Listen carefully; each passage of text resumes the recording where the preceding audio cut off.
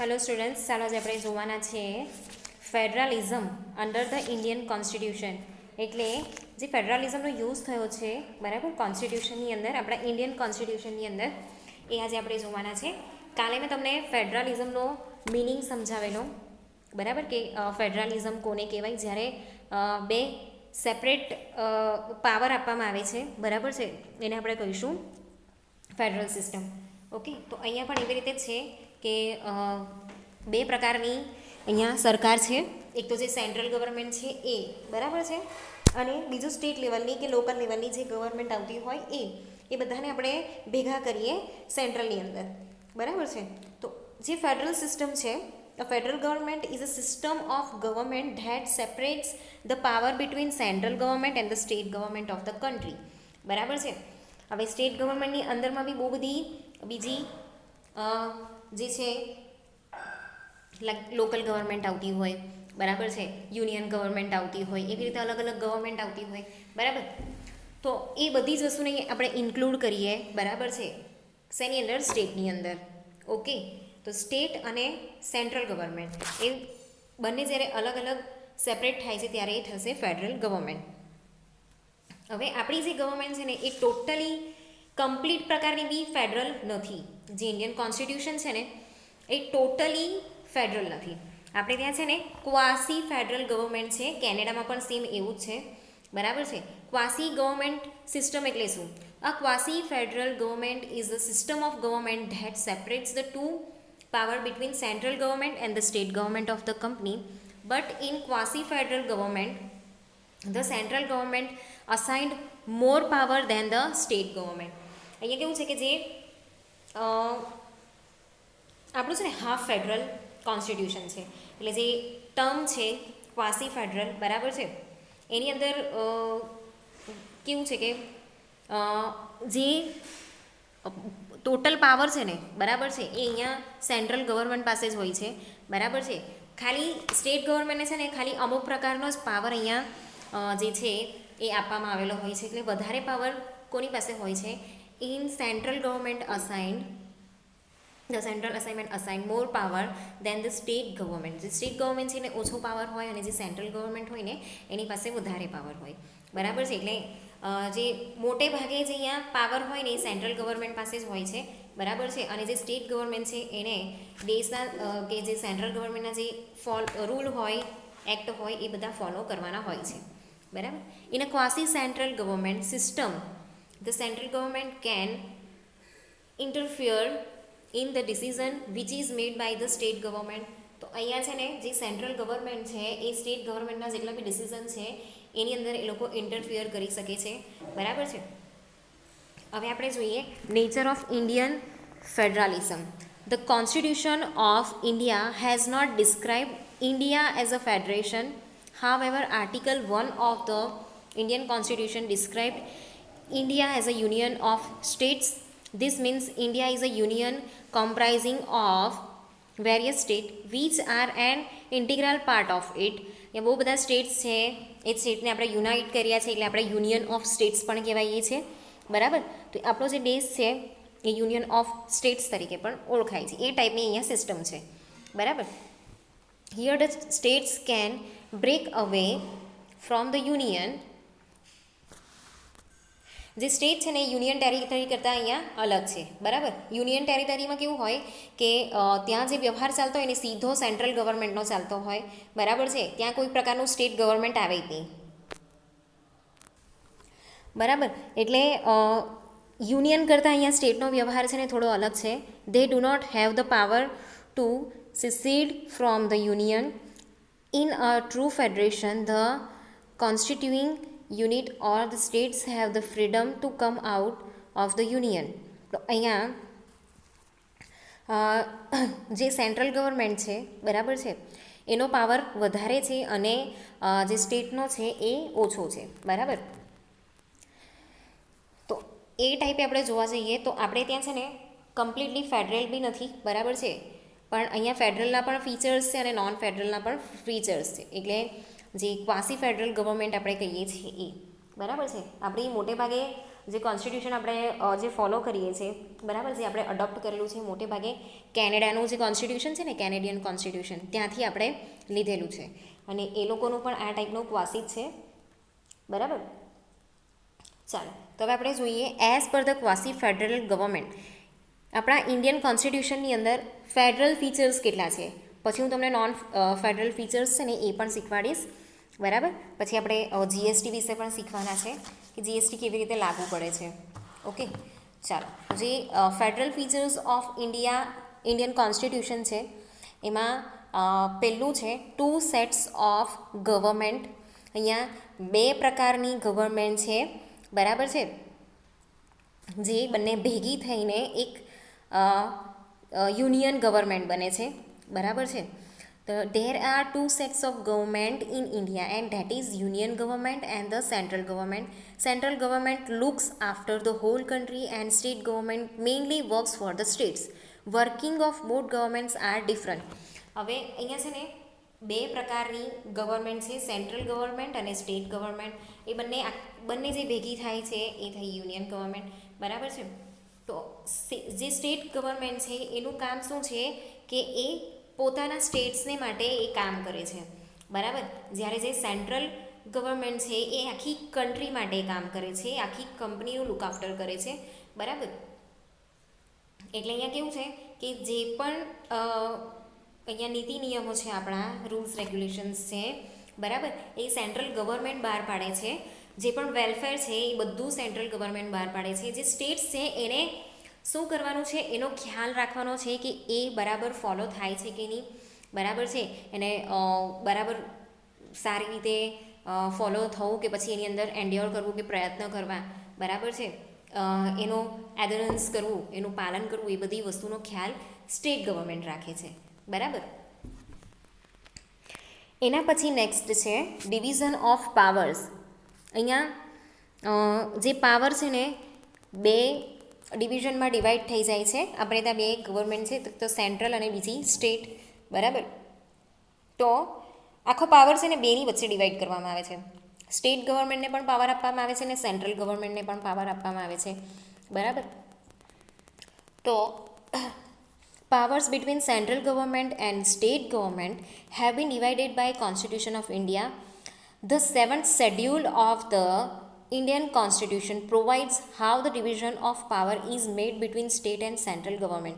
તો જે 7મું શેડ્યુલ આવેલું ઇન્ડિયન કોન્સ્ટિટ્યુશનનું, બરાબર છે, એની અંદર શું પ્રોવાઈડ કરવામાં આવેલું કે જે પાવર છે એ પાવરનું ડિવિઝન સ્ટેટ અને સેન્ટ્રલ ગવર્મેન્ટમાં કેવી રીતે થશે, બરાબર. Both central and state governments have separate power and responsibility. હવે આ જે બંને ગવર્મેન્ટ છે એ લોકોની એક સેપરેટ પ્રકારની પાવર છે અને રિસ્પોન્સિબિલિટી પણ અહીંયા પ્રોવાઈડ કરવામાં આવેલી છે, બરાબર. તો મેં તમને કીધું એ પ્રમાણે કે જે રૂલ્સ રેગ્યુલેશન્સ છે કે જે વેલફેર છે, જે એક્ટ છે, એ બધા કોણ બનાવે છે, સેન્ટ્રલ ગવર્મેન્ટ બનાવે છે. અને એને ફોલો કરવું, બરાબર છે, એને એ સચવાઈ લઈ રહી છે કે નહીં, બરાબર છે, એનું પાલન કરાવવું, એને સાચવવું, એ બધી જવાબદારી કોની છે, સ્ટેટની છે. તો આ રીતે જે પાવર અને જે રિસ્પોન્સિબિલિટી છે બંને જગ્યાએ અલગ અલગ આપવામાં આવેલી છે, બરાબર. The 7th schedule of Indian Constitution consists of union list, state list and concurrent list. તો આ રીતે 3 ભાગમાં એને ડિવાઈડ કરવામાં આવેલું છે. યુનિયન લિસ્ટ, બરાબર છે, સ્ટેટ લિસ્ટ અને કોન્કરન્ટ લિસ્ટ. તો યુનિયન લિસ્ટ આપણે કોને કહીશું? It contains all the matter on which only central government can make lose. Union territory તમને બધાને ખબર જ છે, બરાબર, 9 છે. અત્યારે જે જમ્મુ કાશ્મીર અને લેહ લદ્દાખ જે છે એને જે ઇન્ક્લુડ કરવામાં આવ્યું છે એ, બરાબર. તો એની સાથે હવે 9 થાય છે. તો અહીંયા કેવું છે કે જેટલા બી લો બનાવવામાં આવે છે એ ખાલી સેન્ટ્રલ ગવર્મેન્ટ લો બનાવે છે, એટલે ત્યાંની જેટલી બી મેટર છે, બરાબર છે, એની અંદર ખાલી આ સેન્ટ્રલ ગવર્મેન્ટ જ જે છે એ ત્યાં રહી શકે છે, બરાબર. એવી રીતે છે state list. It contains all the matters on which state government can make lose. તો અહીંયા જે સ્ટેટ ગવર્મેન્ટ છે ને એ બધા લો બનાવે છે સ્ટેટને લગતી જે મેટર છે એની અંદર, બરાબર. અને બીજું છે concurrent list. It contains all the matters on which both central and state government can make laws. કેટલીક એવી બાબતો પણ છે કે જેની અંદર સ્ટેટ ગવર્મેન્ટ અને જે સેન્ટ્રલ ગવર્મેન્ટ છે એ બંને થઈને રૂલ્સ અને લો બનાવે છે. બરાબર. બીજી વસ્તુ, જે કોન્સ્ટિટ્યુશન છે એ રિટન કોન્સ્ટિટ્યુશન છે. મોટે ભાગના જે કોન્સ્ટિટ્યુશન છે ને એ રિટન છે, અને ઇન્ડિયાનું તો ટોટલી રિટન છે. બરાબર. એ આપણી રાષ્ટ્રભાષામાં લખવામાં આવે છે હિન્દીની અંદર, અને એનું ટ્રાન્સલેશન ઇંગ્લિશમાં પણ છે.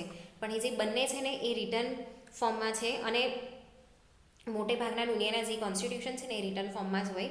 બરાબર છે. પહેલાંના જમાનામાં છે ને તો જ્યાં પેનની શોધ થઈ ગયેલી ને તે પછી પણ આપણું જે કોન્સ્ટિટ્યુશન લખાતું ને એ પેલું સહી અને ખડિયો આવતું, ઇન્ડી પેન જેવું ને સહી આવતું. બરાબર છે. એનાથી લખાતું હતું. બરાબર છે. એટલે કોન્સ્ટિટ્યુશન લખવા માટેની પણ એક ઇંકવાળી સ્પેશિયલ સાઇન આવે છે. બરાબર, પેન આવે છે, એનાથી એ લખવામાં આવે છે.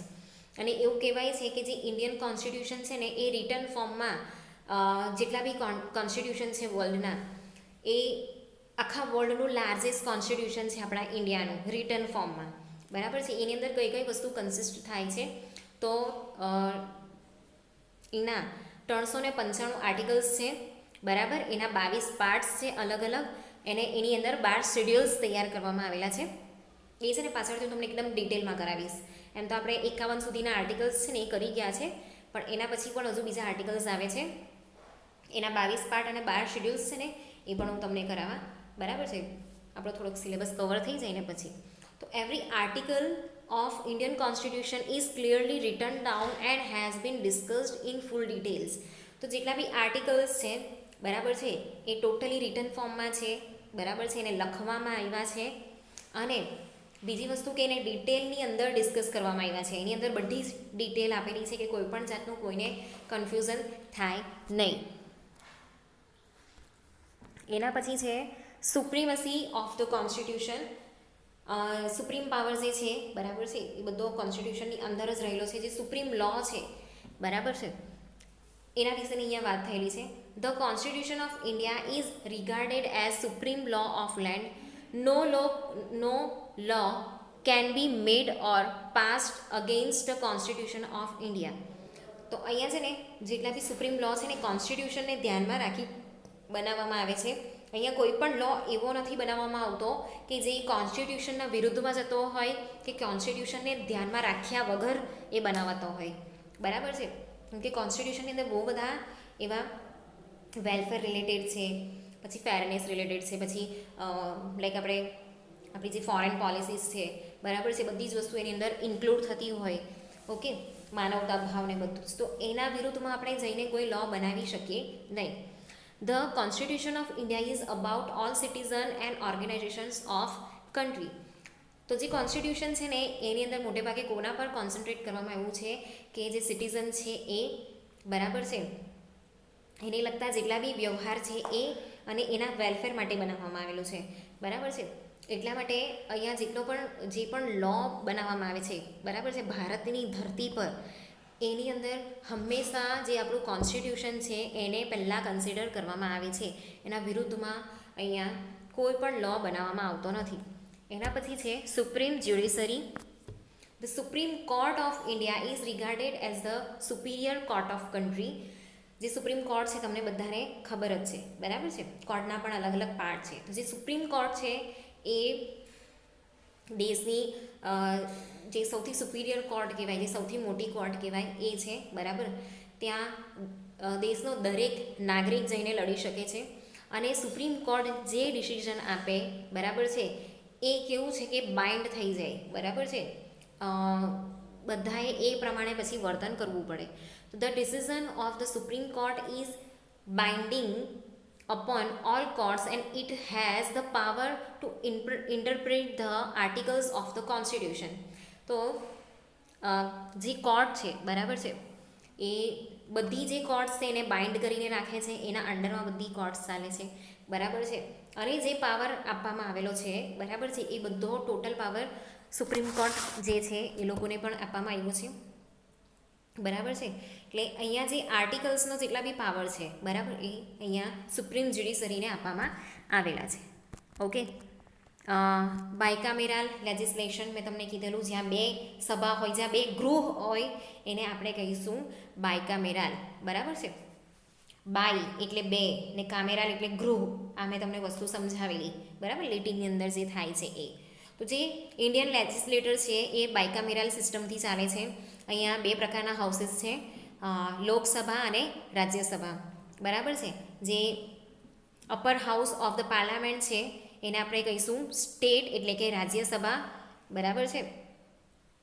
અને જે લોવર હાઉસ છે, બરાબર છે, જે લોવર પાર્લામેન્ટ છે એને આપણે કહીશું લોકસભા. ઓકે. તો જે કોન્સ્ટિટ્યુશન છે, the constitution of India consist of federalism features such as division of power, supreme judiciary, two set of government, bicameral legislation, which clearly shows its federal nature. The division of power between state and central government shows the federal nature of the India and supremacy of judiciary. Shows that the absolute power of Supreme Court that its decision is supreme and binding upon all courts. However, the powers given to the central government have more weight in comparison to the state government. બરાબર છે. તો જે ફેડરલિઝમના જે features છે એ બધા અહીંયા આવી ગયા. હવે એના પછીના લેક્ચરમાં હું તમને બતાવીશ કે જે નોન ફેડરલ ફીચર્સ છે, બરાબર, એ કયા કયા છે.